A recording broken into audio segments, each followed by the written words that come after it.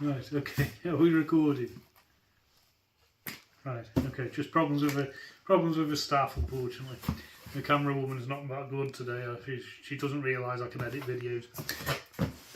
Anyway, so I've had a delivery in there, not been opened yet. So this is going to be another product review. Well, kind of. Unfortunately, Margot, she's poorly. She's had to go away. We discovered some damp in the wardrobe area and a bit of damp in the back corner, and as everyone knows, damp really does need to be sorted out in the motorhome. So she's gone away to have that fixed. Hopefully she'll be back with us soon, and then we can do a proper review of this one. In fact, I will record an entire video of me fitting this, which should be fun. So the opening time. So just kind of look at me as well. I'm going to open this box. I'm not seeing this yet myself. It's something which I've ordered from Amazon. And you can see it's you can see what the time of year it is because of the stickers. So we're getting close to Christmas. So I'll just take this box. And I don't know why Amazon do this. Look at the size of a box. Yeah, massive. Look at the size of the thing in it.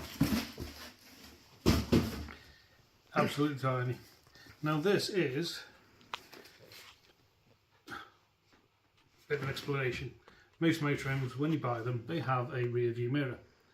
Unfortunately, the rear view mirror looks out the back end of a motorhome, so you can't actually see out of it. So I've gone and bought one of these. It's the Pelsee P12 Pro mirror dashcam. So it's actually a dashcam, so it records where you're driving, same as any other dashcam. And there's also a rear camera in this one apparently. So, and there are some other features. Now, like I say, I won't be able to do a full review because Margot's not with us. But we can at least have a look what's in the box, can't we? Maybe be able to power it on and have a look.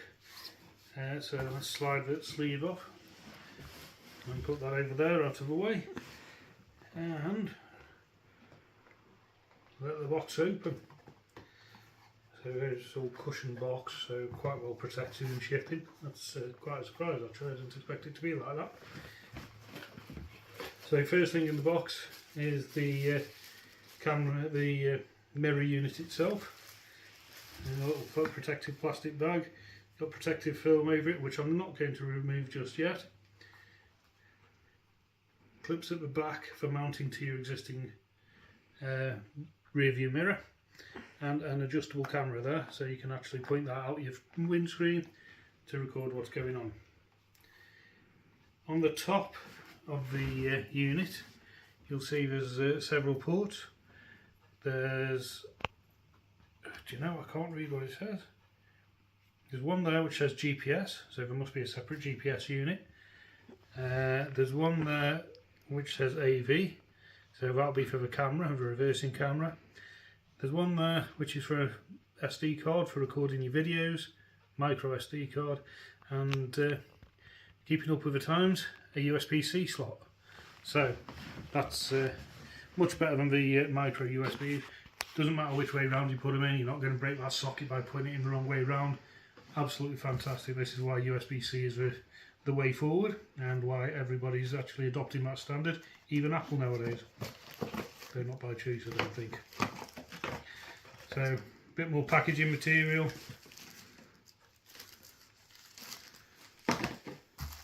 And I'll just put that to one side for now. So these are, in here we have a included 32 gig SD card for using in the unit, a tool for pulling the trim back on your car whilst you're fitting the extra camera wires, so that'll help to pull the rubber trims back to slide the wires out of the way and hide it. Now there's 4 of these, but I'll only show you 2 of them. We'll leave the other 2 in the bag because they're identical, so there's no point. So there's 2 different sizes, and that'll be for the different types of mirrors. I'm going to guess I'll need the big one on Margot. 1 for each side. I'll put those back in the bag, keep them safe for when Margot comes back. We have a GPS unit, so that attaches up in the windscreen or somewhere high up in the car, in the vehicle. Enables it to receive a GPS satellite and give a true fix of where you are. Useful for car recordings, so that should you have a collision, you can prove which road you're on, how fast you were going, all the telemetry that you need to help fight your case. A reversing camera, or I should say a rear view camera, which attaches to the outside of the vehicle. There's a mount there for attaching it. There is some 3M stickers as well for attaching it, and some screws to allow you to, well, if you want to, screw directly into... Hello, you can travel, look, have you? This is Daphne, she's come to see what's going on. So the stickers, 3M stickers are supposed to be good. Used them while snowboarding, on my snowboarding helmet. Camera hasn't fallen off yet, but on the back of a motorhome I may take some additional measures. I don't really want to screw into the bumper, but I think I've got something else which might help out on that one. And the power supply.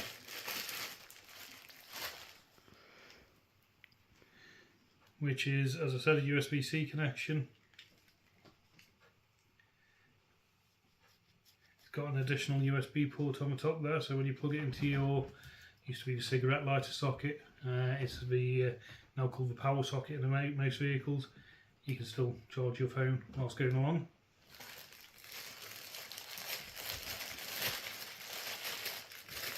So we'll put that back in there so we don't lose anything, because none of that's much good for now.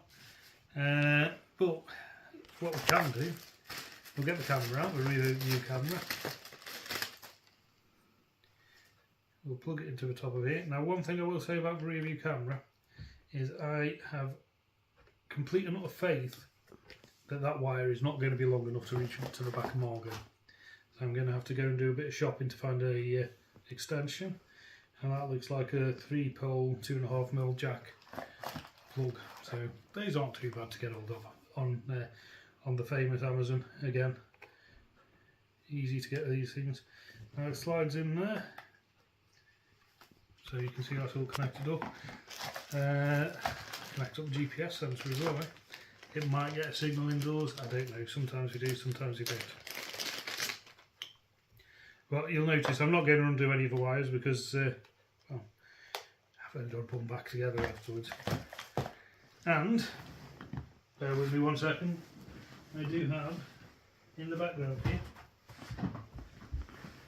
the USB-C connector. So I'm just going to plug this in and see what happens. Now, I've not peeled the front off. Perhaps I should do, because it's actually a solid connection, solid... Well, actually, it looks just like a mirror. See, it's not powered on yet.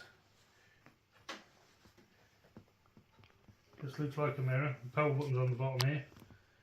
So if that's when it's in passing mode, it does just look like a mirror, so that'll be pretty good. Let's turn it on, hopefully it comes on.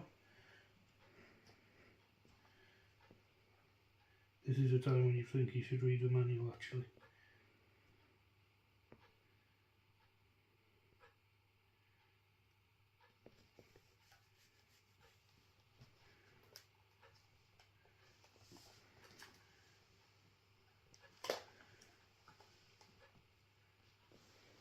Oh, that's not coming on, is it?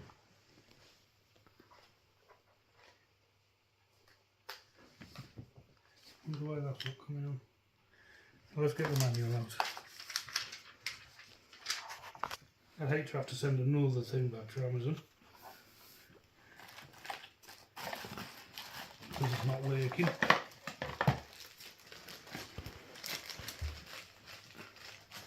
there appears to be a little cleaning cloth as well for wiping it clean, which is good, because mirrors always get fingerprints all over them, especially these ones which are touchscreen. So bear with me while I just have a look at the manual. The SD card in before I power it on. You might notice I've had to move locations, that's because my USB-C wire wasn't working. So I'll put this in, and 9 times out of 10 I get these the wrong way around first time, but they do stop you putting them in if you get them the wrong way around. Well, that's gone in right. Hey, so right, so USB-C wire plugged in. Okay, and it powers on.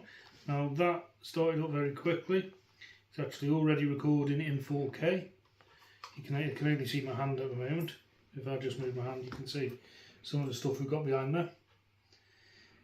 See what direction we're going. It's currently in kilometres an hour. Now this is touchscreen, so if I touch it, it brings up a menu. You can stop and start the recording. So I've just started another recording. So as I say, the collision, I want to save this as an emergency. It's actually recording voice at the moment. You can change the brightness by swiping up and down. What happens if swipe left to right, you get the rear view camera. So that's a rear view camera. I haven't taken the film off yet, so the plastic's not going to be great. Swipe it again, what do we get? We get both. So the front view camera and the rear view camera at the same time. Get it right way up, might look a bit better. Can you see what it's got on the screen?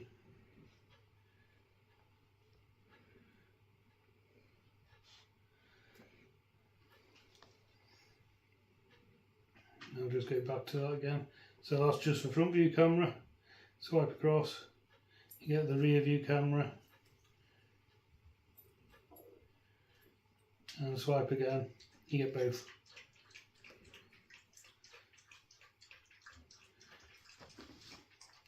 Which is pretty good. Now there is other features on this which I haven't looked at the manual yet. So if I click on the home button, what does that take us? That takes us to a menu. You can see the date and time's wrong. That'll be because it's not got a GPS signal yet. We can go into Dashcam, was the mode we were just in. We've got Smart Drive, which is where we set up the advanced driver assistance and the lane guidance. So this actually will use the rear camera and the front camera to keep an eye on how you're driving and warn you if there's people in your blind spots, things like that. But you have to calibrate it, so I can't do that until I've got certain. I'll go back. Just click the back button. Got a file explorer, that'll be just for looking at what videos you've stored. You can see there's already a few in there which I've stored. Camera settings, so this is how you set up your camera. So your recording resolution 4K at 1080, 4K and 1080p. So 4K will be your forward facing camera, 1080p will be your reversing camera. There's all sort of options which you can scroll through, and I shall leave on 4K 1080p at the moment. Loop record, that's how long a video will last before it starts another one. It's to help you to identify where there's issues or if there's been an incident. If you press the lock button, you know you've only got 3 minutes worth of video to search through. Light source frequency, so that's the same as any camera. At the moment we're in the UK, 50 Hz lighting. So if you set your camera to 50 Hz, you shouldn't see any flicker. Oh, it's gone off. Let's bring it back on. Current video, yeah. What's that one say? G sensor sensitivity. So that's collision detection. So if you have a crash, it's got a G sensor in here, which will automatically save the video. If it feel a lot sensitive for a knock, you can change that. Usually low, medium, high. Parking mode. So that's when you're actually parked. If you have the hardwire kit, you can wire this directly to your fuse box and it'll stay live all the time. So if you're in Morrison's car park, for instance, and somebody reverses into you, drives off without actually leaving you a note, with a bit of luck, because this will have detected the collision, it'll record the video of Fred Bloggs or whoever driving off without leaving you their details. In which case you should have their number plate and be able to contact the police and your insurance company and let them deal with it appropriately. It's gone off again, so let's bring it back on.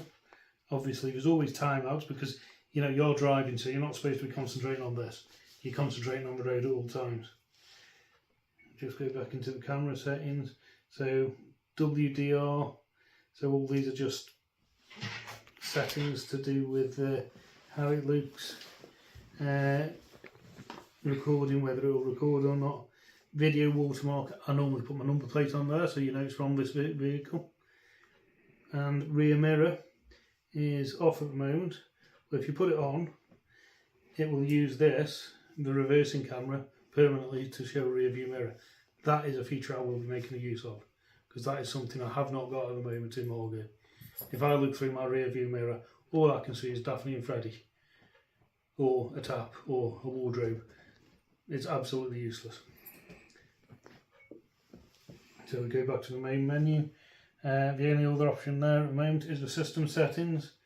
So stream media switch, I will have to have a look what that is because I have no idea. You got volume setting, so that's for changing the volume of the beeps. Startup sound, whether you want it or not. Maybe just annoy me. Keytone is the beep, which you may be able to hear, maybe not, when I'm pressing the screens, whether it's on or off. You got auto power off, where it turns itself off after 1 minute. Speed units. How long the screen stays awake for, what your speed unit is. We'll set that to a good old British miles per hour. Speed error adjustment. So if you're driving at 15 mile an hour and you find out that this is showing 17 mile an hour, you can set that error adjustment and just bring it back into the proper speed. Because sometimes there is issues with you get on that. It's occasional, sometimes happens. Most of the time it's okay though. Language setting, I'm going to leave it in English because I don't speak anything else except for maybe gibberish sometimes. Time zone select, while we're in GMT at the moment. We are in GMT because it is winter. Voice control, so this actually has got voice control. Haven't looked at on how to use it, but I will have a look how to do that, come back to you in a bit. Disk formatting, so that's the SD card which I've just put in. Go into there and it should just say, have I got the right thing? Does it say disk formatting? I clicked on date and time setting. So disk formatting, removable card will lose all SD card data. Yeah, well we know it will do, but I'll say no for now. Date and time setting, I did skip over that one. So you can change your date and time format as to how you like it to be. Most people in the UK will do day, month, year. But in America it does month, day, year. So there we are, day, month, year for the UK. 24 hour or 12 hour clock. I'm fine with 24 hour clock. So I'm absolutely okay with that. So we'll click off that. Version information, so that'll tell you what software versions are on there. And the factory restore resets everything back to as it came out of the factory. So that should be easy enough. Okay then, so I kind of guessed that it wouldn't detect any GPS within the building, because they never do. It's a 2-storey house, GPS signals, I think it's 10 watt being beamed across the entire planet's surface. You wouldn't notice it yourself, so it's not very powerful. but it does do voice recording, so or even voice sensitivity. So let's just see what it says. Show rear camera. So there we go, it's changed over to the rear camera. Show both cameras. Show both cameras. There we go. So both cameras are now up. If I try again, show front camera. So that's handy. That can be handy when you're driving along. Saves you having to touch anything to move anything around. There is actually a red wire attached to the rear reversing camera, which will connect to your reversing lights. So when your reversing lights come on, it actually puts it into reversing mode. And at that point you can see behind you, it automatically goes to the rear camera and helps you to reverse into tight parking spots and saves your co-pilot from standing outside whilst it's raining, getting soaked through to the skin, while you're nice and warm and dry, listening to the radio and not hearing a bang on the side of the motorway when you're about to run into something. So, guys, like I say, I can't do that much of a test on it at the moment because we haven't got Margot. Margot hopefully will be back with us soon with all of the damp sorted out. And then we shall record another video, probably be a complete episode of me. I'll have to get a bleeper going, I think. I think I'll need to find a bleeper for this one because I'm sure there'll be some challenges along the way of threading cables along the motorhome and finding places to hide them and making sure that we've got the things in the right place so we're not going to get broken. Okay then, guys, I shall catch you later, and if you like the video, like and subscribe. Keep on watching. Catch you later. All the best from Dog in the Motorhome.